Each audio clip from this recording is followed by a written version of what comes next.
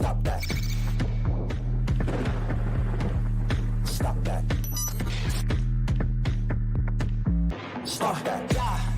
I hear him chatting the noise. Move too quick, can't stop for the talking.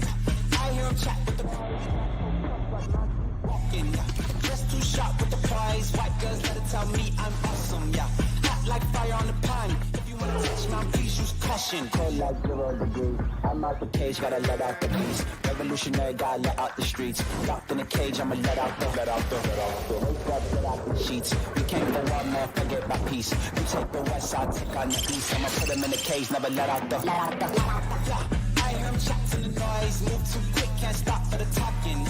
I hear him chat with the boys. Not so tough, but mans keep walking. Yeah, just too sharp with the prize. White girls, let it tell me I'm awesome. Yeah, hot like fire on the pan. If you wanna touch me, please use caution. Stop that. Stop that. Stop that. It's a Friday here. That means the weekend is here. Everyone is excited. Everyone's in a great mood, except I keep having to spend more money on these goddamn apps. Oh, shit. The weekend was here last weekend. Oh, my God. Was it? He was here last weekend. Yeah. With no E. Hard Rock. Jeez. So, Hawk, I don't know if you're aware, all right, but you got to have apps, all right? The apps are how we get all our entertainment. You got to have all the apps. Okay, yeah. And for instance, ESPN started their direct-to-consumer app that debuted yesterday. How was it? Well, actually, you'll notice if you go into the ESPN app like today, it's like different font. It's a little bit different. I like it, actually. Yeah. But I have to upgrade, the kind of ESPN app I have because WWE is starting on ESPN next month. And, I got to make sure that I'm getting those shows. I love pro wrestling. Okay. So yesterday I had to get the new service, all right, streaming services. I had to get the upgraded service, so I'm paying a little bit more money there. I did that yesterday. And today, again, guys, on my way in, I'm on my way to work this morning. I got Spotify, Hawk. I put it on, and it's nothing but rap music, which means my son is listening to Spotify in his car. I didn't know where that was going. Was it Yachty again? Well, that was one of them at one point. Yeah, but it's all these. I've never heard. There's another one called Yeet. You know that? Yeet, of course. Hey, all right. He's listening to Yeet. Come on, man. Come on. I don't know Yeet. I know Yeet. I've heard of Yeet. Ask your kids about Yeet. I get all my young rap information from Tony, actually. So, he's just flipping track to track to track because my son now drives to school, and his first day at school was 2 days ago. You got to have a good song for that first drive in. So this is a new thing where now this is disrupting my ride here because my son is hogging the Spotify. So this morning I was like, I can't live like this. So I upgraded the Spotify account that we have, and now I'm paying more for that so that we can separately use the Spotify at the same time. That's messed up, man. I don't like it. I don't like where society is going, and I don't know how young our demographic of listeners is. So I might be alienating the really, really young ones that are like old man talk. But it's tough. I don't like it. I don't like it at all. You know what? I was trying to watch Fourth and Long, which is the reality show I was on. Not to make this about me, but absolutely to make it about me. But the problem is I bought it because I was on this reality show. And I bought it, right? We buy things and we own things. And then I went back to watch this thing that I bought. I think it was on Prime. And because they decided to take it off, I no longer have access. And I sat there in fury of like, well, I bought it. I didn't rent it. I didn't subscribe and get to watch and stream. I bought it. The old days, you could buy it and have it for forever. Nothing is forever. And to your point, they will continue to drive the prices up on the apps because we don't own and have finger touching anything, man. It's gotten to the point where it's just like all these apps out there. How about just here's my checking account. You let me know how much money I can keep. I'm constantly paying for things. It's never ending. Did you Is talk to your crypto son money today? subscription? Is that what we're signing up for with crypto? Depends. If XRP is a certain point, we're good. It won't matter. Don't talk to me. Of course, you're Talk nice to your Did boy. you text your son today? Because yesterday, Hawk, they had an exchange on Spotify in which his son alphaed him, and then he said, "I'm just going to wait until his son said." You want to tell him? Yeah. Yeah. What happened? Well, yeah. How old's your son, real quick? 16. Okay. Yeah. Yeah. So you're Just started driving to school. First year driving to school, you know? Okay. And like I text him, you know, the short version of the story is he was very polite, and he told me very politely that he was listening first. So I was like, screw it. Do we want to change that? It wasn't story very or no? politely. There He was- called there them was- sugar tits. Yeah, he said I was listening first, sugar tits. I have the clip. I can play it. I was Please. listening first. Sugar tits. Wow. That is that was a line in the sand right there. So we had a short exchange, and it ultimately ended with, all right, he's going to be at school in 2 minutes. I'll wait. And so today I had like the same plan, except I pull up the Life 360 app. You know, do you use the Life 360 app with your kids no, yet? what's that? You can like keep track of where they like are. Life Alert? Essentially, yeah. You can For keep kids? track of where they are. It's Okay. really great. It's a great app, okay? Does it do specific when you're at a place? Because I've had this where my wife were like on a cruise. We always know where my daughter is, but it just tells us she's on the cruise. No. It's like one of these like big things. Yeah. It's like, oh, thanks. I know she's on the cruise. No, this is how I knew that my son was at Taco Bell at 1 a.m. Okay. all Isn't right? your daughter like 6? She's just running around cruises? Well, on cruises, they have the kids club. Like when they're at the kids club, we like to be able to. So how does Life 360 work? Is it like a chip you put in your kid's neck or something? So Neuralink. Like a dog? it's connected to their phone, That was the obviously. So Finally, somebody said it. so I'm tracking him on the Life 360 today, Hawk. I'm waiting for him to get to school. Right. So he gets to school, but like he's still changing the tracks from song to song. I could see he's in the parking lot of his school, so I think he's just sitting in his car, like listening Reefer. to music. You know, maybe I don't know. Gracious. But so. The old wake and bake. Go ahead. So I couldn't listen to music this morning. I'm like, I can't live like this. What about the sugar tits part? I feel like we What about glossed it? over that. Was that Yeah. wrong? There's got to I be some mean- backstory there. After he gave you a wedgie this morning, right? What did you do? What did you do then, as he intensified the bullying of his father? Well, we have a thing in our house, and it's where if you want to be man of the house, you could challenge me. Okay. Meaning you got to take Like me down. like an official, like in Black Panther. Where Yes. it's like, Precisely. Yes. Only white Jewish kids. White Yes. Jewish- Can you take me down? And my son, we have a whole, it's Yeah, a whole circle, tribe. you're in a but it's a pond bunch of outside Jews. the house. They're praying. I you got know, you. around Different us. tribe. Different Yeah, tribe. That's Gotcha. right. So he tried one. He tried about 4 months ago. Okay. It didn't go well for him. All right. And you feel good. You feel good about the timeline you have right now. 'Cause Yeah. really, you just got to make it to 18. Yeah, well, and he you have to wait 6 months until you could challenge me again.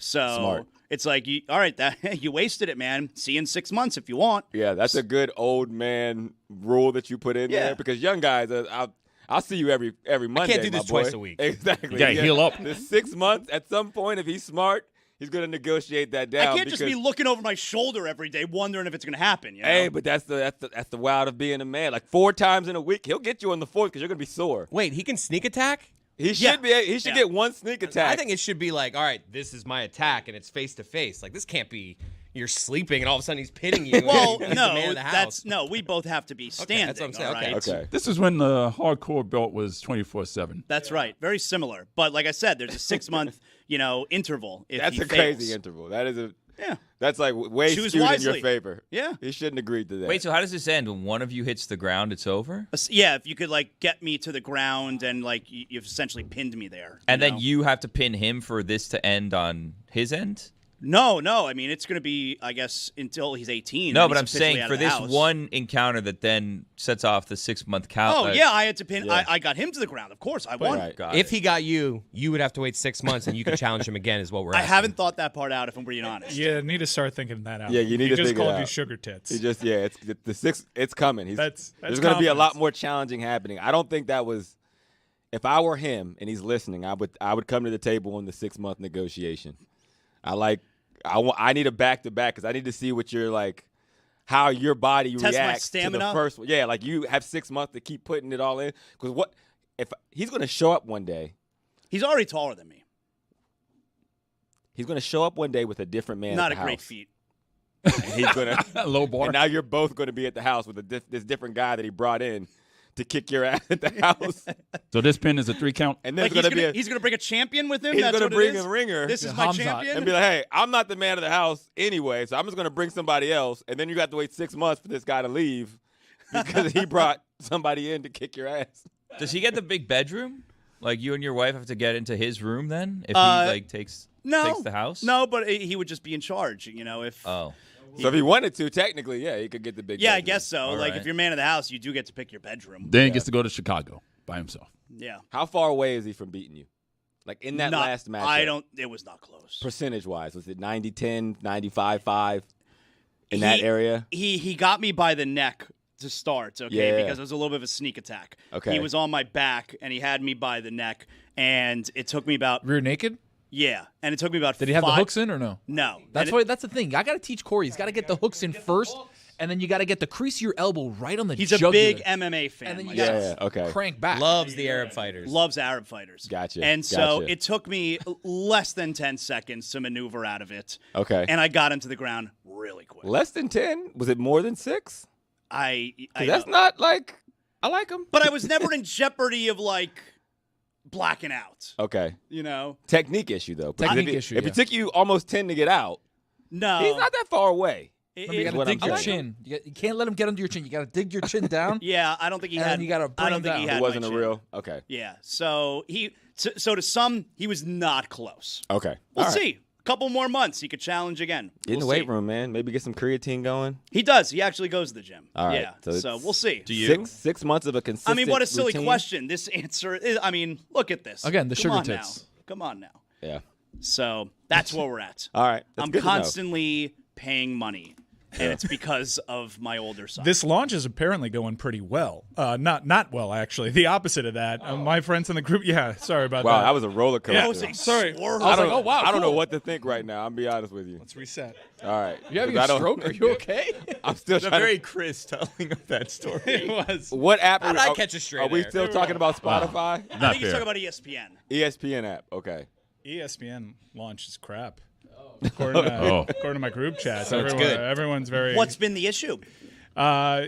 People are trying to go through Disney Plus, and it's telling them to go through the other app. Everybody's a little confused. People feel like they're paying for it, but have to troubleshoot exactly where they're going to get what they're paying for. I had a pretty easy time with it yesterday. I upgraded my bundle. I got the ESPN, Hulu, Disney Plus bundle, Yep. and I upgraded it. It cost me a few extra bucks. Well, if you already have the bundle, like me, I haven't even looked yet. The bundle you have, though, is ESPN Plus, and that is not the same thing God that they damn just it. released. So you are going to have to upgrade. Okay. That's what I did.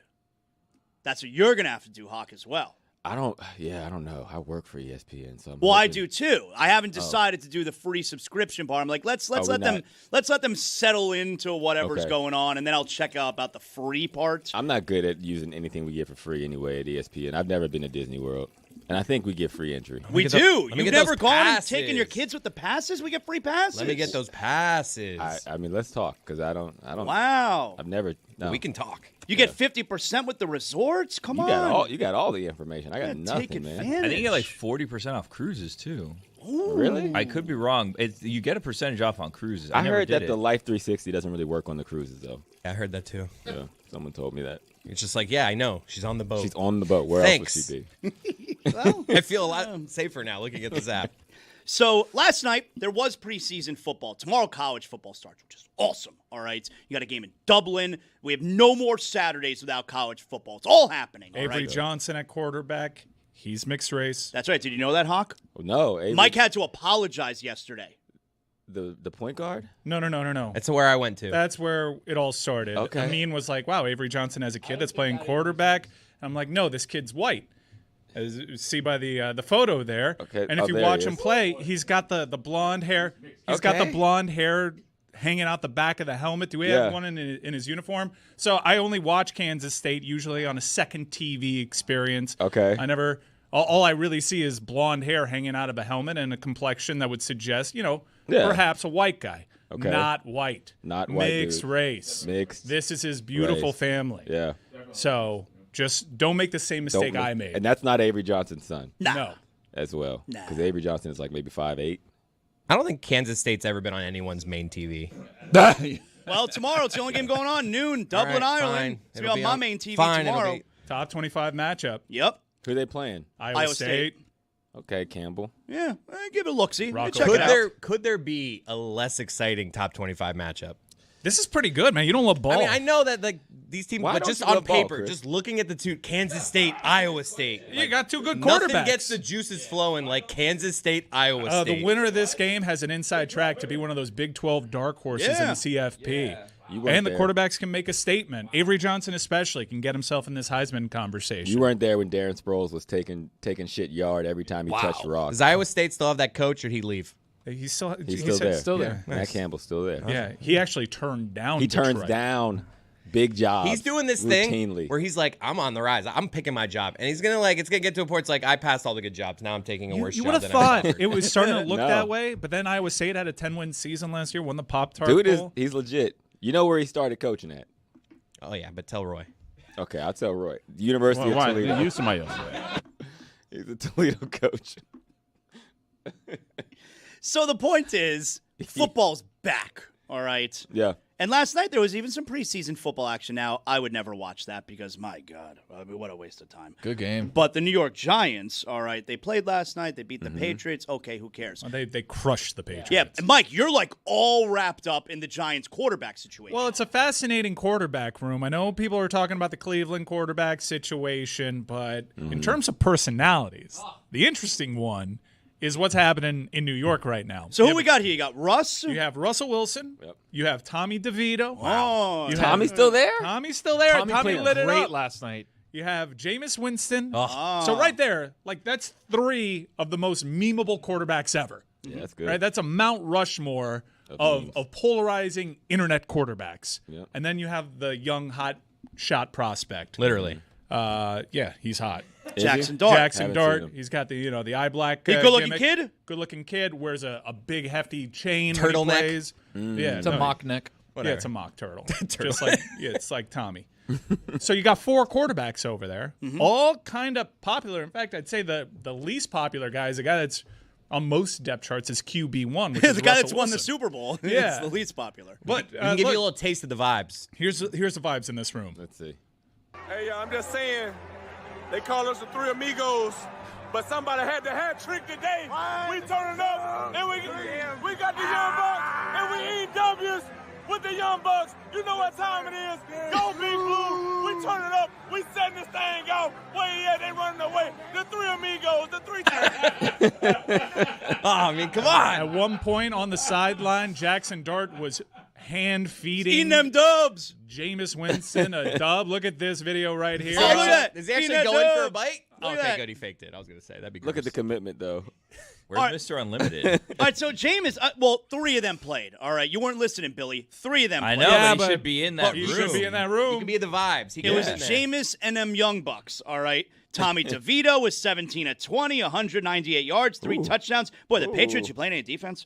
Jackson Dart was 6 of 12, 81 yards and a touchdown. Jameis Winston, 4 for 8, 47 yards, a touchdown. Hawk, do you think he had an interception? I don't. He did. Of course he did. man. Come on, what are we talking about here? But Receiver ran the wrong route. here's the funny thing to me, all right? Everyone loves Jameis Winston. He's a very, I don't want to get into the off the field stuff, all right? We're talking about on the Is field. Jeremy here? 'Cause- Him in a locker room. If you think your family, If you think you like him. All right, I can't get a involved. couple families in Tallahassee.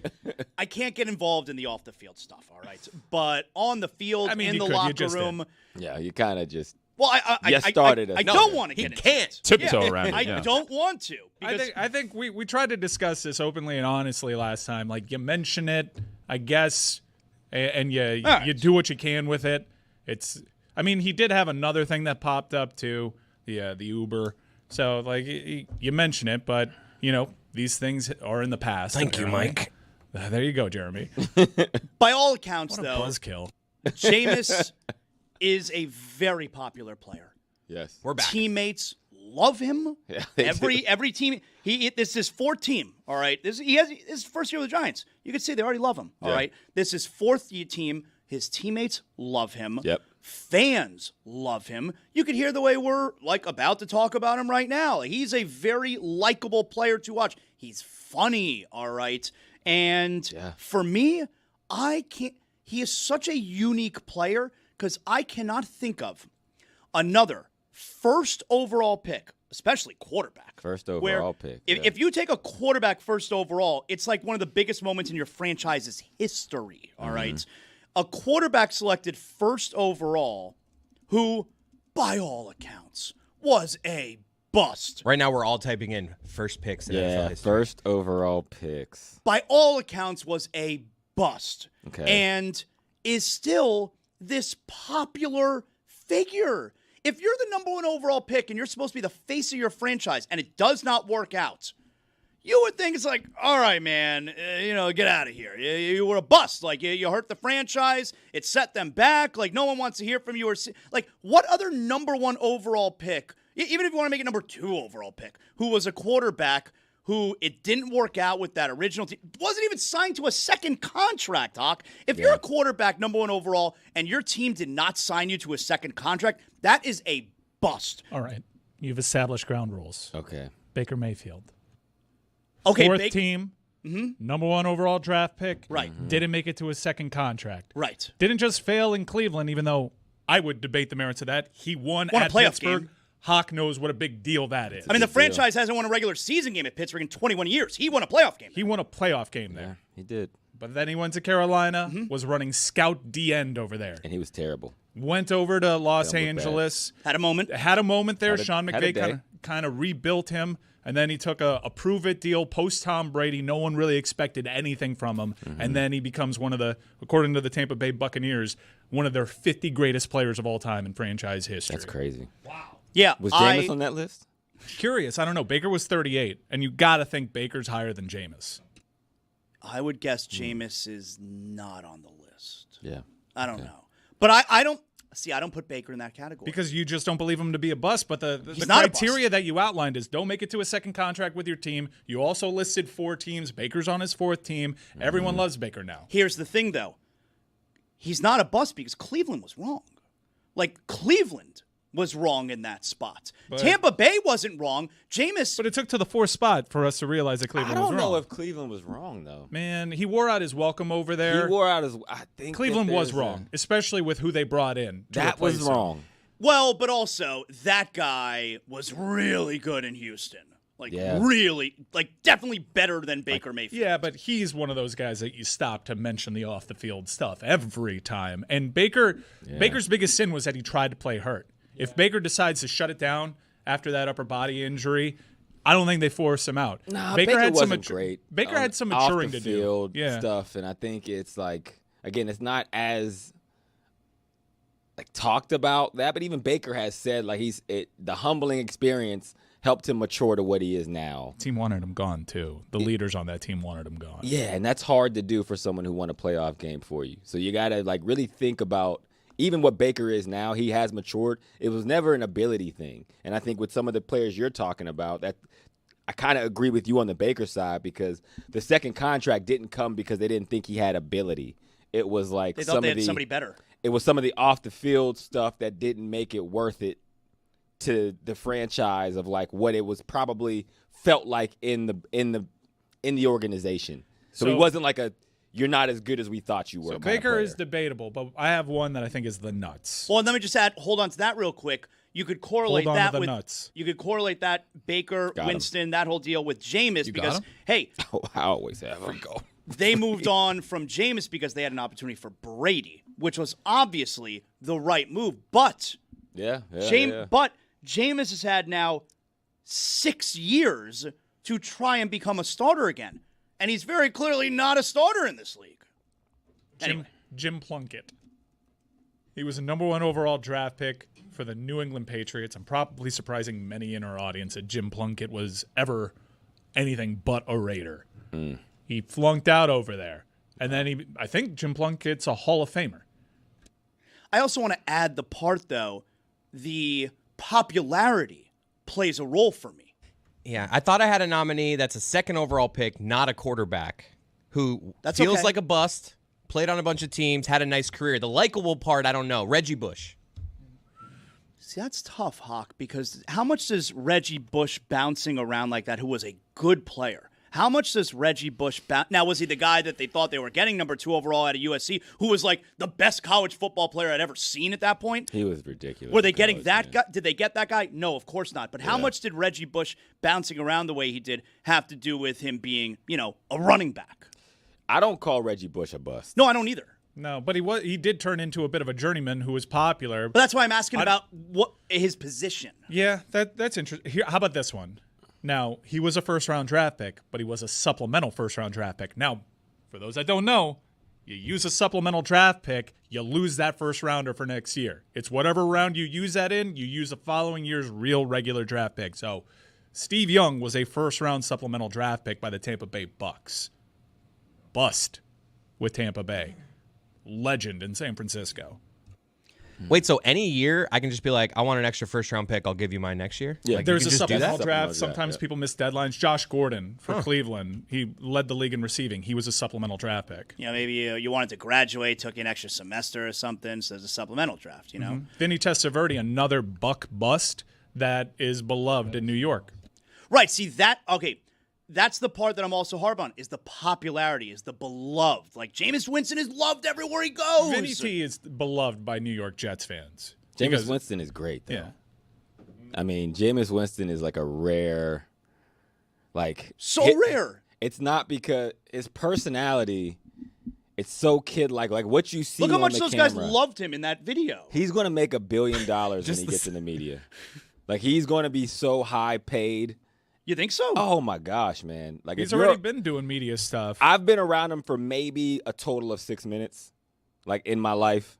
And I walk away every time like, damn, that dude he's coming to sports media. He's not going to be in the studio, ready. though. He's going to be like, we go out to Jameis now, like doing a hit somewhere, like with the people. Like, I'm with you. He's going to be great. He's one of those personalities. I don't see him as like in Like, studio. when I watch players, it's like certain people that I'm like, I watch them to say, okay, when this guy retires, should I be worried? Been an interesting 50 years You for know? the Tampa Bay Like, when I Bucks. see Cooper Kupp talk about, like, receiver play, and I'm like, damn it. Oh, really? He's coming. He's It's on not the way. super exciting. You have more Wow. charisma than him, though. I know, but it's like on the exit, I got to see in a piece. Like, the X's and O's, like, I know what Cooper Kupp, big name, Super Bowl. You know, I know that they're going to be like, man, we got to clamor to get him. And that's like a competitive, like, damn it, he's coming. Jameis Winston on the charisma side, I look at him and think the same thing. Like, damn. I got another Tampa Bay Buck. Jameis is on his way. Doug Williams was drafted in the first round, was inconsistent, left for the USFL, ended up winning a Super Bowl with Washington. What pick was he in the He was a first-round draft pick. Yeah,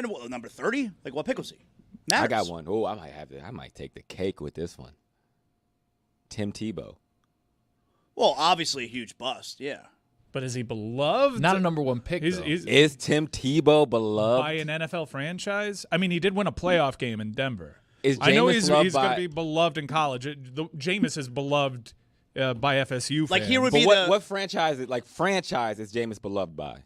None. He's Like, from a football perspective. beloved by fans. So, like, your argument for Tebow does kind of stand. But Yeah. he's beloved because of what he did in college and what he stands for. Well, but like, was Tebow beloved by the locker room when he was with the Jets? I'd say probably not. Jameis seems to be loved by every locker room he goes in. I think they love Tim Tebow. Yeah? People who play with Tim love him. Yeah? Yeah. He's Like, not love having him around, yeah? Yeah. How about Alex Smith? He won a playoff game with Not San a bust. Francisco. Not a bust. Now, you can Can't debate be a whether or bust. not he made it to a second contract because as a part of a restructure on his rookie deal, they tacked on 1 year. And after that 1 year they tacked on, they let him walk, and he went to Kansas City. But you also have to remember why they let him walk. They didn't let him walk because they think he stinks. They let him walk because they thought they had someone better in Colin Kaepernick. That matters. And also, I don't know if Kansas City fans I don't feel an like our affinity definition. towards Alex Smith. Our definition is tough because it seems as though it's Alex a game Smith rigged threw just for for Jameis Winston. 36,000 yards in his NFL career. Yeah, not a bust.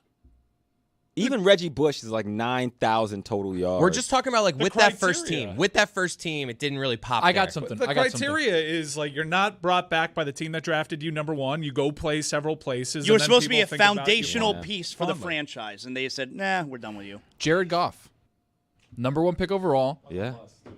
was a bust for a long time. And used as- No, but he was used Went as to a a Super Bowl, piece. but then it was his fault that they didn't win. Got traded for a guy who came in and won a Super Bowl. Now beloved by Detroit. Got a second contract with they Detroit. just Interesting case upgraded. study. I think they just upgraded. He wasn't a bust. Upgrade's not a bust. He was terrible. It's wasn't an interesting terrible. case study what happened with Jared Goff, but I don't think even Rams fans can call him a bust in that uniform. He made it to a Super Bowl for them, and he had some very good seasons. They just had the opportunity like Tampa Bay had, which is like, let's go get someone that can take us next level. Hawk, I don't know. I see those gears turning over there. Did he get a second contract in He just Los signed Angeles? 200. No. That's what I don't like the definition. I don't think Goff I don't did see Jared make Goff it. as a, No, This I might think just be it's Goff only did Jameis make it to a Winston. second contract because they had to make the money work out for the Stafford deal. Right. He had a huge contract. Let me see. He definitely made it to a second contract. Football is so back. But I think we could admit, though, that so back. Jameis Winston is a really unique situation, right? Yeah, I don't think it's unique because of like his draft status, though. Like maybe that's why we know him. I think he's unique because of his personality. I'm not kidding. I genuinely think Jameis Winston is a one-of-one personality, Humble enough and to that's why like people love him. humble enough to go from being a first overall pick to I'm a team guy. Whoever, I'll be the third string, and I'm the best teammate you got. Without missing a beat. Like it's just, like there's so many opportunities for toxicity in his whole career, and he could be pissed. And like even how he talks about Tampa Bay with such love and admiration, when most guys would be like "F you," even if they like Johnny Manziel curses Cleveland. Like you can't Browns. break Jameis. He's gonna be nice to you and respectful, like no matter what. You say to him. Exactly, and I think that's what makes him unique. I have a away from the sport comparison. It feels to me, I think you can agree to this. Is, Hockey reference. Dude. No, he's the Ryan Killings of the NFL. He's all truth. He's our truth. Yeah. Yeah. All right, give me the. Look, I know what that Hawk- I know who Hawk, that you know is. what that Hawk, means? go on. Of course, I know what that Give means. me the analogy. But tell Billy. All right. He's a mid-Carter. And everyone. So he was And supposed to everybody be loves a him. big deal, but he's not a big deal, but everyone still loves him. But where was he Exactly. drafted in the WWE Eh, draft? former NWA champion. Oh, we're talking about a wrestler. Oh, Okay. gotcha. Okay. I was Gotcha. really lost on all that. Oh, Can I didn't just know bring was. it back to hockey for a second and just I want to play a game called I never Here's took a- it to I hockey. don't think we ever went there. Here's but a compliment. Hawk looks great in a hockey jersey. We saw I him like appreciate 2 days ago on McAfee, and he was rocking a hockey jersey, and we were all in the office saying like, "Damn, that's a good look. That hockey jersey." Oh, what sweater was it? What team? It was the Charleston Chiefs from the movie Slapshot. Slapshot, which was filmed in Johnstown, Nice. Pennsylvania, which is my hometown. I So- complimented So it's that about hit. you, huh? We saw Hawk up there, and I was like, "Man, that's well lit. Like just a good set. You must be on set somewhere, just in his house. Just bedroom. Just very impressive." Bedroom. Whoa. Bedroom set. Yep. Freako, baby. Very So- impressive. I don't know if everyone's aware. All right, it's the weekend. I know everyone's aware of that. After the weekend comes Monday. Next week is a very big week. Next week, so is.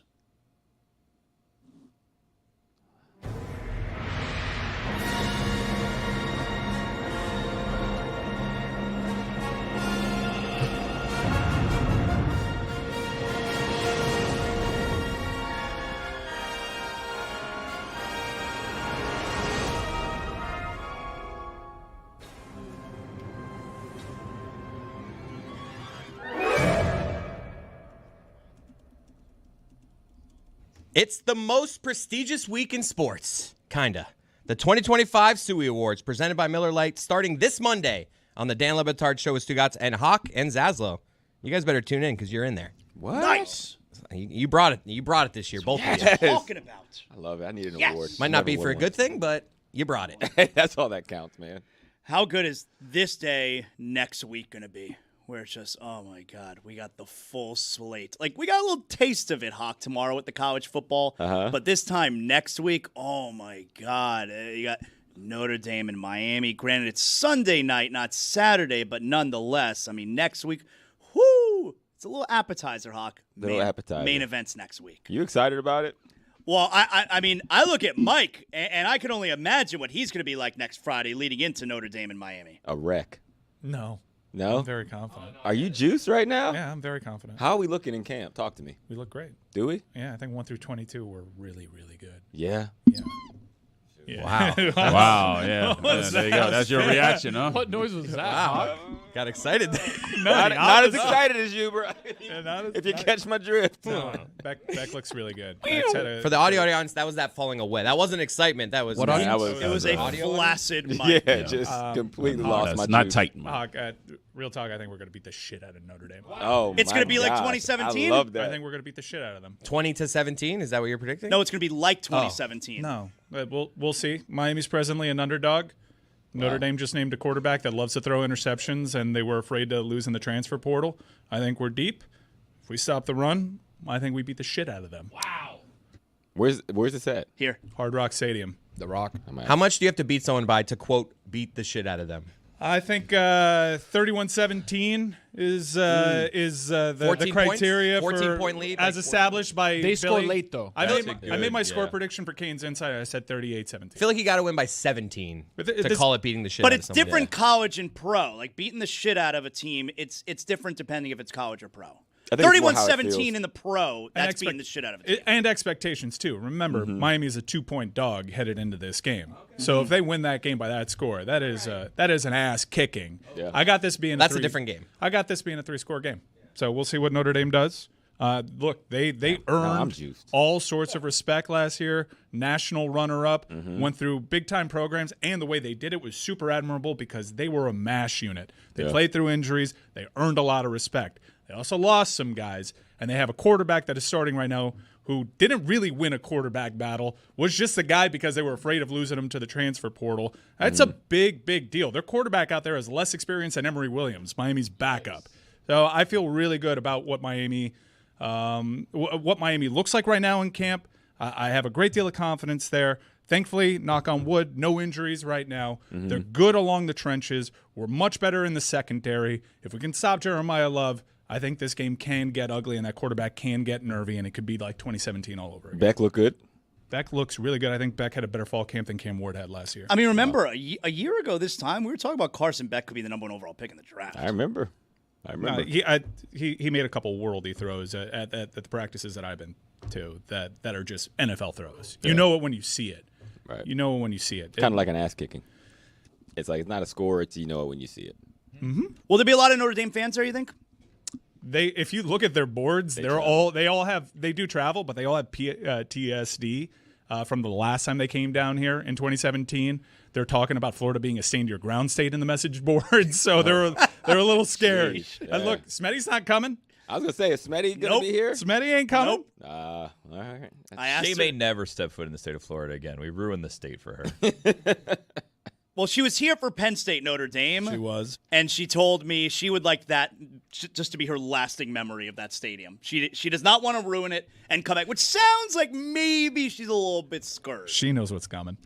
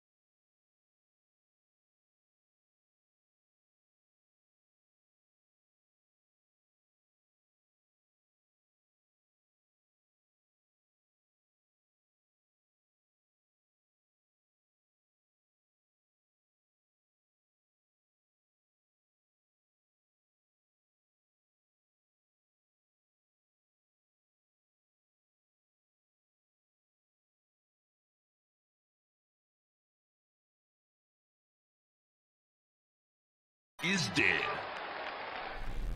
The knuckleballer is dead now, correct? Completely dead. There's no one. Is there anyone throwing the knuckleball now? Someone has to be thrown. Yeah. I would say Tim Wakefield was pretty None of us bad. have one. We're just like, yeah. No, there has to There's be. got to be. Well, wait a minute. The knuckleballer didn't go extinct without anyone telling us. As long as there's breath in my lungs, there's a knuckleballer out there. Put it on the poll, Guillermo, at Le Batard Show. As long as there is breath in your lungs, will there be a knuckleballer out there? There should be more because if you notice, I mean, I don't have any stats to back this, but I don't care. I'm going with it regardless.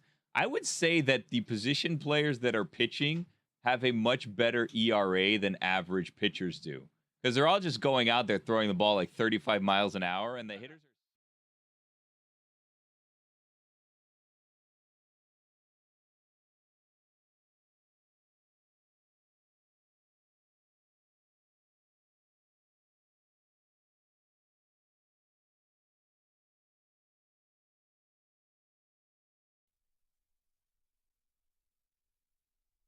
Hi and hello, my fellow Football Americans. Dave Dameshek here on behalf of Football America, coming at you on the next episode. We have the great Jeff Schwartz joining in.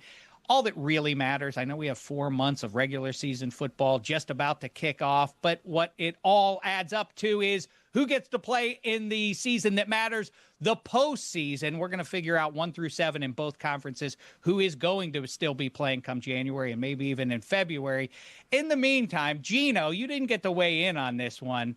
Tell me who you have as your 2-1 seeds. Bills and Packers.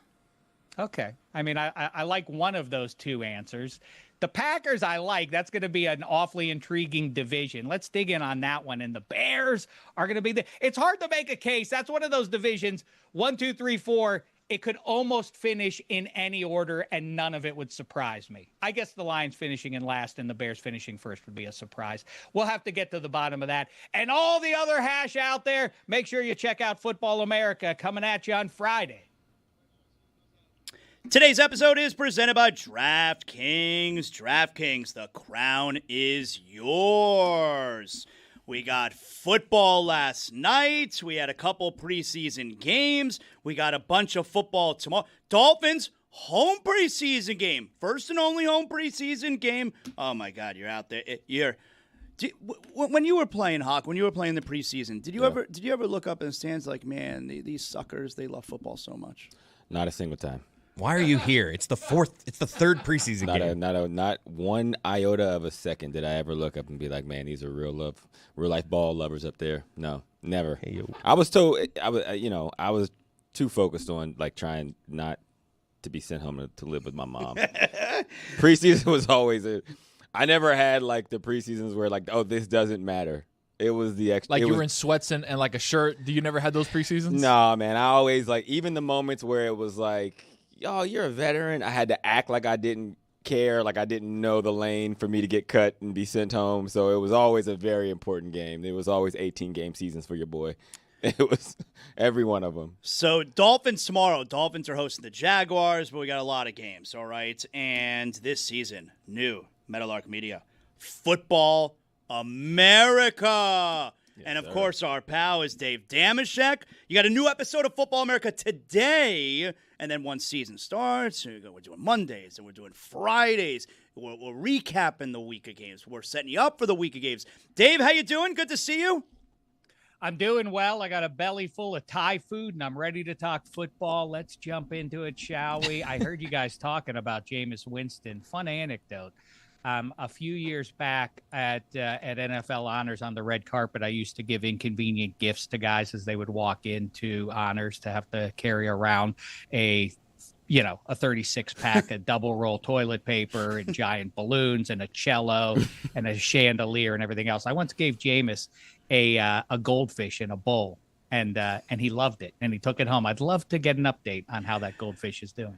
Just taking care of the goldfish in the bowl for the rest of the night. I can almost guarantee that goldfish didn't make it out that weekend. You know, I've had a beta fish for like a year and a half. Really? Beta fishes don't normally last that long. Me and my wife, like, we're expected it to go anytime now. Yeah? Yeah, but we're still doing it. Look at us. Good first fish for a little kid. Yeah. That's a good job out of you there. Dave, can you remember a scenario like this with Jameis Winston, number 1 overall pick? I mean, by all accounts, he was a bust. And yet is still so popular everywhere he goes.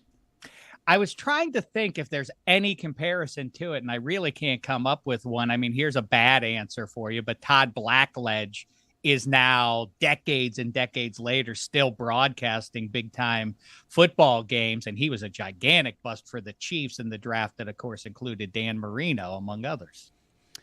How you feeling about your Steelers? Last night, obviously, they beat the Panthers. Who cares? And we haven't seen Aaron Rodgers yet. How you feeling?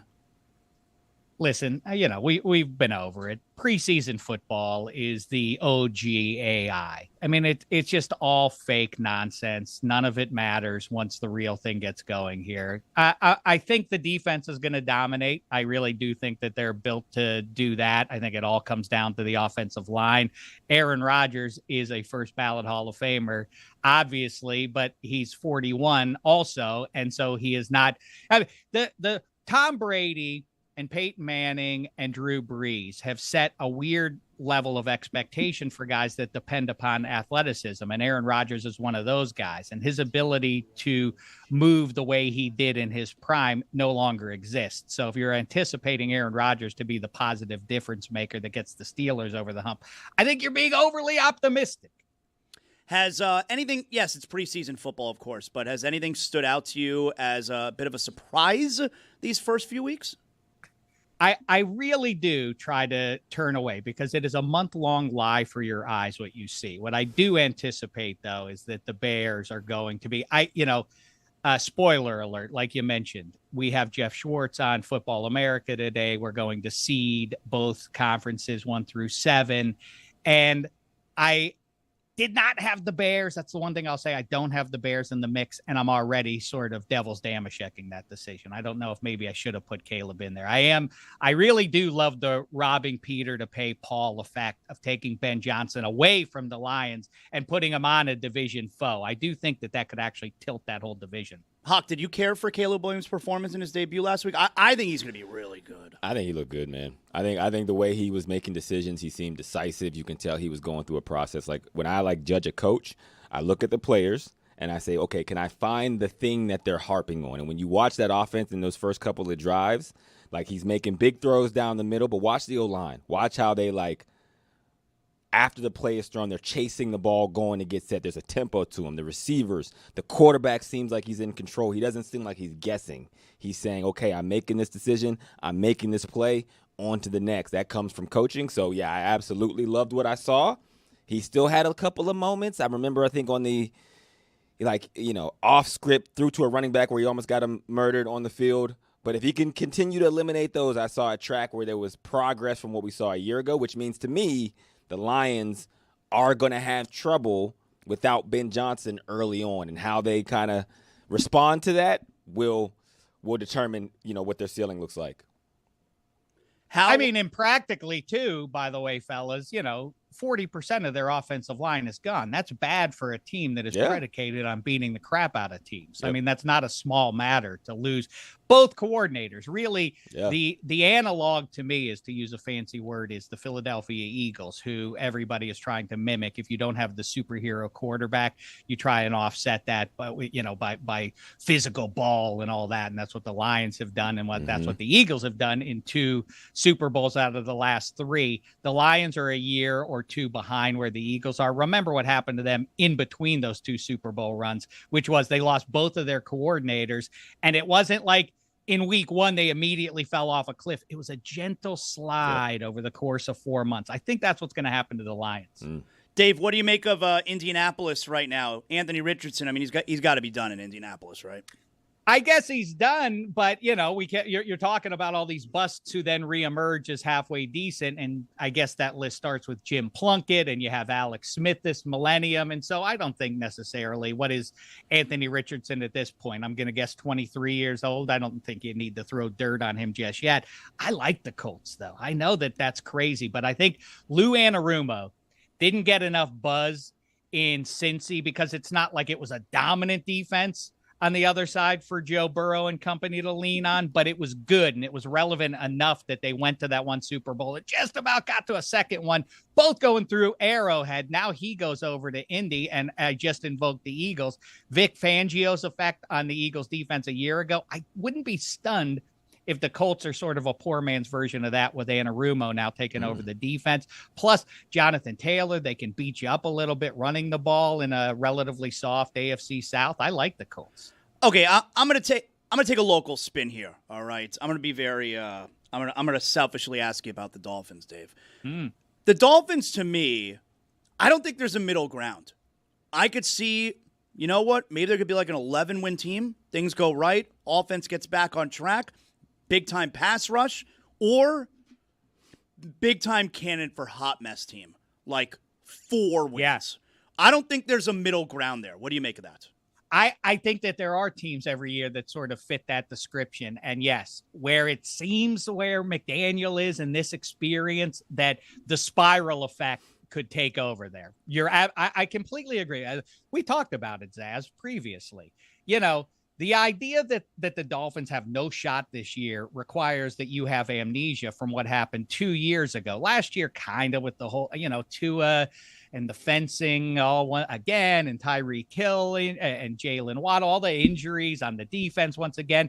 I think you just skip past what happened last year and instead focus on 2 years ago.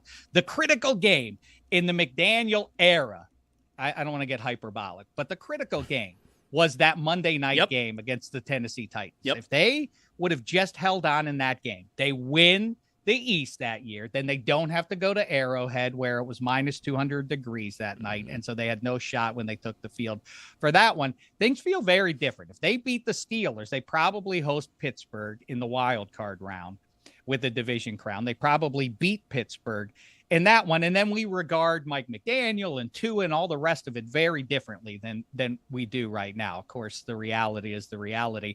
Hey, is Chris in there? I wanted to give him a shout out. I'm He had here. a great idea. Don't do that. Or was it Billy? I forget who it was talking about making trades in fantasy. Oh, Billy.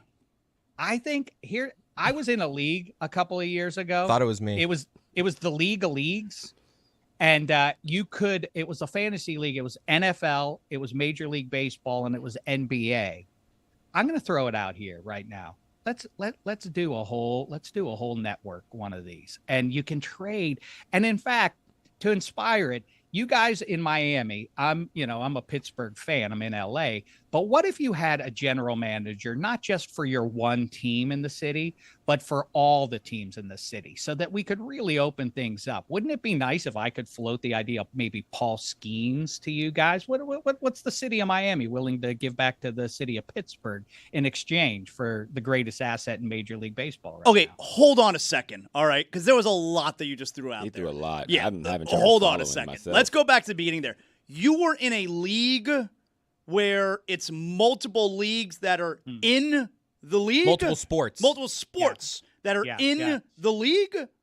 Yes. League of Leagues. And it was dynamite stuff. And the best part was the draft, because you're kind of like, do I go Kevin Durant here?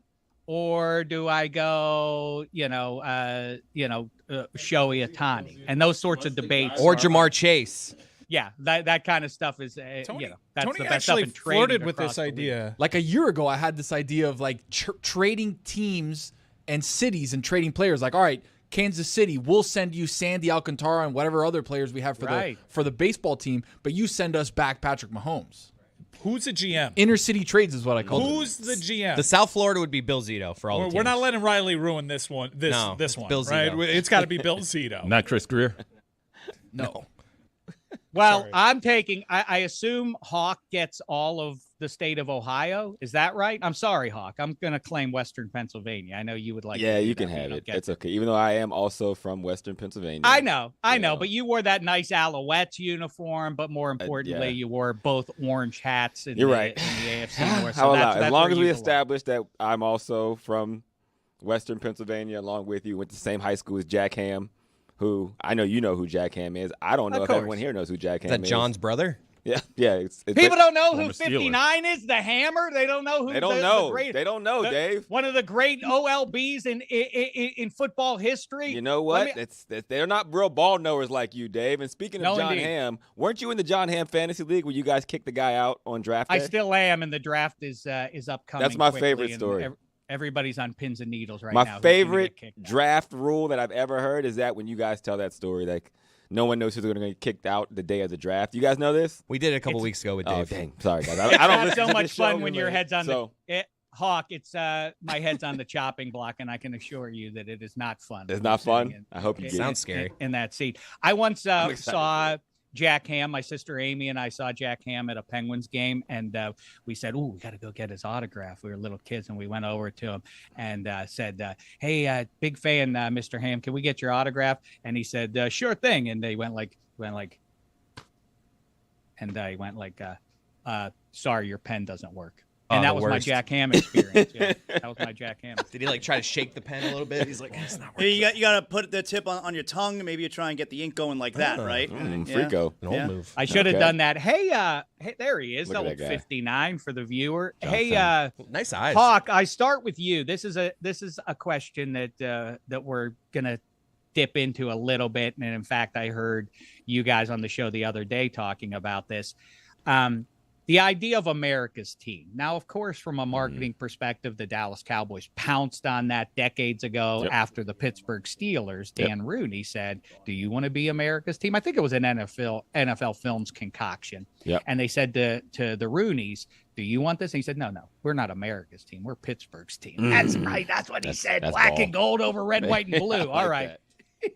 But okay, the Cowboys had no dignity and they embraced it. And so now they still claim it. But if we can have a new American Idol every year, I think we can have a new America's team every year. And I think we should vote on it every year. Hawk, I mean, are the Browns in the running for that? Would you float them as an option? I would float the Browns as an option. Now, look, I don't know how you would determine America's team on a year-to-year basis outside of the Super Bowl. Right, that feels like the easiest way to determine it. But if it's going to be a delineation between that and how we're determining who America's team is, I would say the Browns are in that running. Here would be my argument, Dave, because what team gets talked about more consistently on a year-to-year basis with less on-field success? Like most teams in that size market with that lack of success never get talked about. But routinely, the Browns are a topic year in, year out, damn near week in and week out. This is more of the guys they bring in, though. Like, they brought in Johnny Manziel. They bring in Shadur Sanders. I'm telling you. You hear about Deshaun Watson? Yeah, it's Deshaun Watson. Like, they do. Over the course, but still, it's still crazy. Even when they were losing, like, 1-15, 0-16. I think you're right. It was continual, like, it's continual coverage. I think this is a Haslam thing. Haslam likes the guy. He likes the, let's take a chance on this guy, and then it makes news. It's even before Haslam. I'm telling you. Well, I think it's also, I would suggest, Hawk, why is that? Is because they are generally pretty dreadful. Sincerely, they're usually so bad that they draft high, so they're relevant because you talk about them all spring. Who are the Browns going to take first overall? They have the third overall pick. They are, they're always in the mix, so you're always buzzing. And then you have the lag of 4 months after they're drafted. How's this guy going to do? Is he going to erase the curse? Spoiler alert: he's not going to erase the curse. He didn't. Whoever you're talking about didn't do it. But my point, Dave, is there's other dreadful organizations and teams with the same level, if not like more lack of success than the Browns over the last 20 years. But the story, the lore of like Cleveland being one of those like football towns, Paul Brown comes from there. He gets sent over to Cincinnati, starts a new franchise. They take their team and go to Baltimore.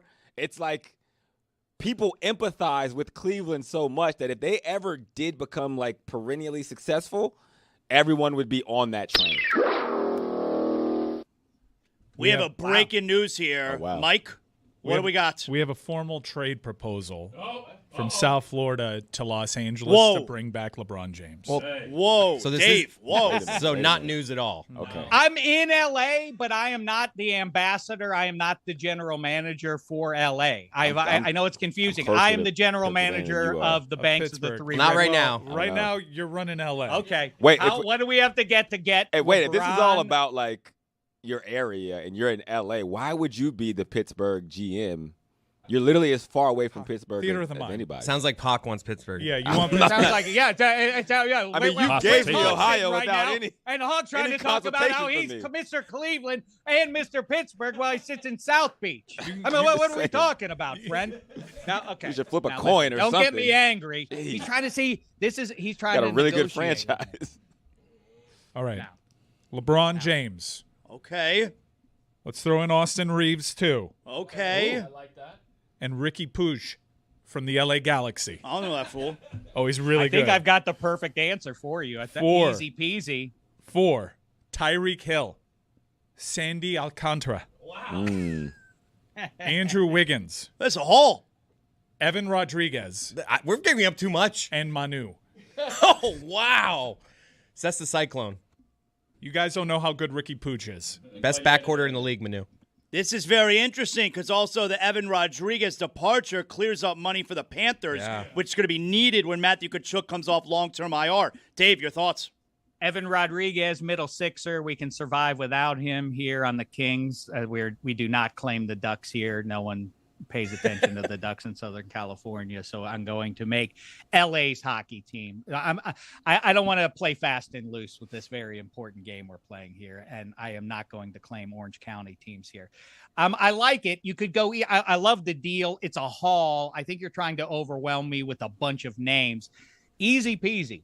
Tua to the Rams is the answer because we don't know what's going to be with Stafford. You got to throw someone else in. If you're throwing Tua in there, you got to throw someone else in. Do you understand how negotiating works?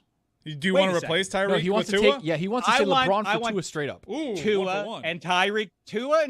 Whoa, that's too much. That's too much. Wow, does Miami do this? That's too much for LeBron and Austin Reeves. LeBron's 41. Wait, Miami does this, I think. To bring LeBron back? Of course they would. You wouldn't purge the Tua contract? Obviously you would. We're all I sick can't of the believe Tua I'm thing. already getting this angry about this. Wow, Tua for LeBron Throw straight in up. Stafford. Throw in Stafford. Okay. All right, we're good. You know what? Fair's fair. Okay. Fair's fair. Okay. You get the over the hill gang. I don't think Rams fans are going to be happy with me negotiating on their behalf. But yes, it does make sense to me. We'll give you Move on Rozier. So what's Stafford have? One more year? Stafford's got one more year. This is a good deal ultimately. Sandy's going to be like the number 4 on the Dodgers. You get Rozier to make the cap work. Yeah, you got to take him. Do what you want with him, but you got to take Rozier. All right. It sounds like we got something cooking there, Dave. Dave, I want to play something for you here. So I'm not sure if you're aware, but in Dallas, there's a contract situation going on right now. I heard about this. Yeah, with Micah Parsons. And so Jerry Jones yesterday, Hawk, I don't know if you heard this yet. So Jerry Jones appeared yesterday on Michael Irvin's, I think it's a YouTube channel, YouTube show. And Jerry Jones appeared on the show with Michael Irvin. And give this a listen here. This is Jerry explaining the details of what's going on with Micah Parsons. When we wanted to send the details to the agent told us to stick it up our ass. Oh, wait. Now, see, I was just so you're clear. Wait. What do you mean? So wait. What do you mean? Because people want to ask. Mike and I talked, and then we were going to send it over to the agent. And we had our agreements on term, amount, guarantees, everything. We were going to send it over to the agent. And the agent said, don't bother because we've got all that to negotiate. Well, I'd already negotiated. I'd already moved off my mark over several areas. And so the issue, very frankly, is we've had the negotiation in my mind. Hawk, you want to go first as a former player? Yeah. Jerry is saying that not just that, like, he threw a number at Micah. He's saying they negotiated him and the player, which is weird because the player has representation for a reason. But they negotiated, and then they sent over the terms to the agent, who is David Mulugheta, and Jerry claims that Mulugheta told him to stick it up his ass. Yeah, that's what the agent should have told him because just being honest for a second, that's such bullshit. Like, that is not how business works, and that is not why Micah is paying his agent in the first place, right? Because now if you're going to negotiate the contract directly with him without telling his agent, you should also pay back the 3% that he's given to his agent on top of whatever it is. Add that 3% into the contract on a guaranteed basis in year one or whatever the hell it is. It's a very old school and archaic way of doing business, and it's not good business, it's bad business. And I think that's Jerry's problem, is that he's stuck in this era where it's almost a zero-sum game. Either I win or you win, or me showing my dominance in a deal is what makes me a good business person, as opposed to it being a deal that we both feel good about, so much so at the end of 3 years, we want to go back into business together. And he alienates these star players and he drags it out because he feels like he has to be the dominant one in the deal. And the reality is he loses every damn deal he does because he waits to the last second in this hope of like, well, maybe they're going to approach this like it's still 1972. And David Mulugheta, who I have no connection to, don't know him personally, except for he represents some of the biggest names in all of professional football. Obviously, that's not going to fly with him because he's seasoned in this area. So that's Jerry's problem, and that's why it is an issue. And I hope they stick to their guns on it because most times when players do, Jerry loses the deal. And then not only does he lose the deal from a terms perspective, he also has a disgruntled player who then approaches the organization a lot differently because they don't want to reward them for what they've put in the first 3 or 4 years of that contract. Yeah, it feels like the Cowboys, because of Jer and company, now have a certain stink on them. And it then is bad for the organization going forward because, this sort of modeling with a guy who is a franchise player who should be there locked up for the next decade or more. Now, that bad experience, now other free agents, I assume, does that. I have a question about all that to get to the end of the story here, Hawk. Very quickly, though, back to the GM hat. Paul Skeens for Micah Parsons, Jason Robertson, CeeDee Lamb, and Dak Prescott. What a haul, right? Yeah, that's not bad. Got to make that deal, though. You still got to make that deal if you're Dallas, right? Hold on. Yeah. Pittsburgh contingent should pump the brakes on making any deal until they hear the formal offer from Team Miami. Oh, okay. Well, I mean, we're out there now. We're listen. There's no because we're in a negotiation doesn't mean who's the GM though. Is it Hawk or? Well, you can both Dave? weigh in on this. Pittsburgh. Here's what we want. We want Sidney Crosby and we want Mike Tomlin. I mean, We're not giving away. Here's the offer. You're going to want to hear this offer. For Messi. We have no interest. What do you mean? The Riverhounds become Major League right away. Well, listen, I know that there would be no way that he would that the plan would be allowed to land in down near Miami with Roy there standing in the way. He would get out on the runway and not allow 87's plan to hit soil there in the Sunshine State. So it's a non-starter. I like Messi and what he does to the economy in Western Pennsylvania. Send Messi to Pittsburgh. Isn't he 42? I mean, it doesn't matter. He's 39. It's the same deal that Miami signed with him. Like, hey, we just need you as a mascot Crosby's for the city. old. It's not and like we'll give you billions. It's not like these are young bucks. Mike Tomlin and Sidney Crosby, they're at the end of their run over in Pittsburgh. Yeah. You get Messi and you become a Major League Soccer town for a couple of years. This is huge for the Riverhounds. We'll throw in Otto Lopez. Somebody turn off Mike's mic because I mean I'm not going to indulge this talk about dealing away 87. Not in the twilight of his singular career. All right, you can keep him. You can keep him. All right, we'll throw Spo in, but he can do any sport you want because you guys don't have basketball. Hey, Pitt Panthers, you're getting an upgrade.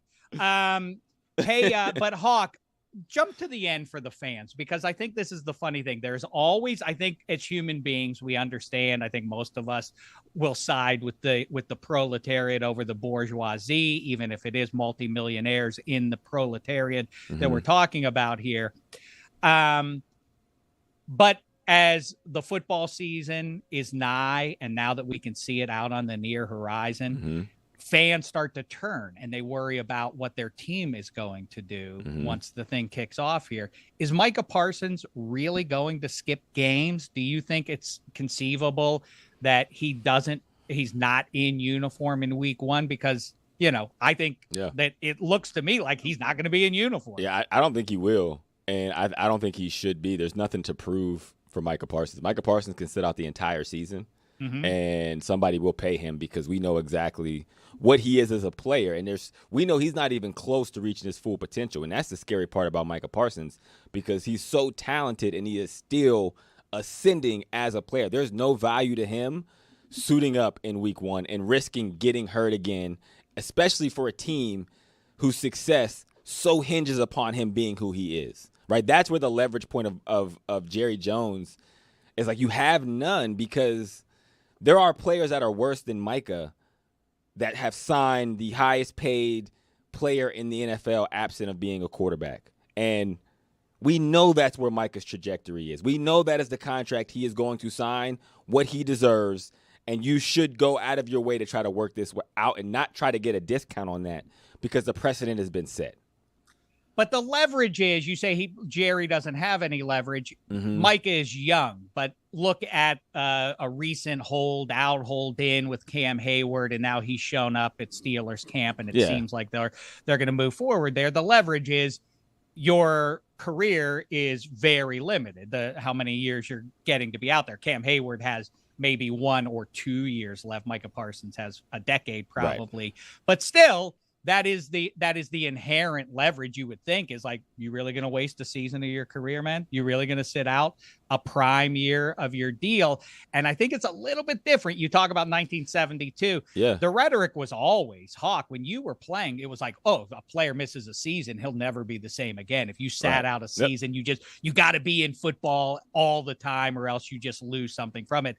I don't think that's true anymore. I think there are a number of examples of guys sitting out years and coming back and being fine and maybe even refreshed. So I think Micah Parsons could sit out the season. The leverage is, for what it matters, is that the America's alleged team's sizable fan base really villainizing, demonizing Micah Parsons for not showing up. That's what I'm getting at. Like, this close to the season, people are like, Micah, you're ruining it. This offense is the greatest, and we need you out there, and we could maybe make some hay in the NFC East, but you're not there, and you're being selfish. And I think where it helps Micah is that selfish is the norm in Dallas. Like, to go on a podcast and say crazy stuff is what you're used to with the Dallas Cowboys. It's different with Le'Veon Bell. Pittsburgh isn't used to having bad headlines with their organization or people being disgruntled with the Rooneys or anybody there. So it was like he turned his whole fan base who loved him because he was a part of their organization against him because it was so against what they're used to. Dallas is different. Like, no one is going to cry for Jerry Jones because Micah Parsons takes him. The players, right? That's the difference. Even the thing that undid Le'Veon Bell, the thing that ruined the situation. Le'Veon Bell had every intention of coming back to the team in week 3 or at latest week 8 or 9. And I know a lot of the stuff that was going on week to week in that situation. And he was what really made him raw was the team saying stuff. Guys in the locker room like, well, Le'Veon should be here and all of that. And that's what hurt his feelings. I don't know if the Cowboys players are going to do absolutely that, right? not. They're going to be like, man, I'm glad somebody did it. Yeah, I went through the same thing. I know exactly because CD understands. Zach Martin understands. Dak Prescott understands because he does this every year. And it's like, well, Micah has the most leverage out of all of them, in my opinion, right? So, yeah, I don't think he'll lose anything by losing games, like as far as public perception or in the locker room. Let me play the other side for a moment here. Jerry should not be negotiating with players without their representation. Obviously, like, it's a dirty move. He's trying to trick Micah Parsons if you're doing that. Like, I remember Bill Parcells pulled that one time. Was it with Ricky Williams maybe here in Miami? Parcells slid the napkin with an offer to Ricky. Like, what are you doing? You got to talk to his agents, So it's a dirty move, and Jerry knows that. But Jerry's making it sound like he and Micah negotiated, that they talked about a bunch of different things. And that part to me is weird. Like, I can understand Jerry trying to make an offer and Micah's like, yeah, that sounds good. Talk to my agent. But Jerry is making it sound like they sat down and negotiated things, and then he sent the paperwork to the agent who told him to stick it up his ass, and now Jerry refuses to talk to the agent because it's like he's essentially trying to sun him, where it's like, no, this is already done. Because there was a comment on the screen up here. It's right there. Look, there's only 3 entities involved in the Micah Parsons deal that really count. This is from Jerry Jones. Micah, me,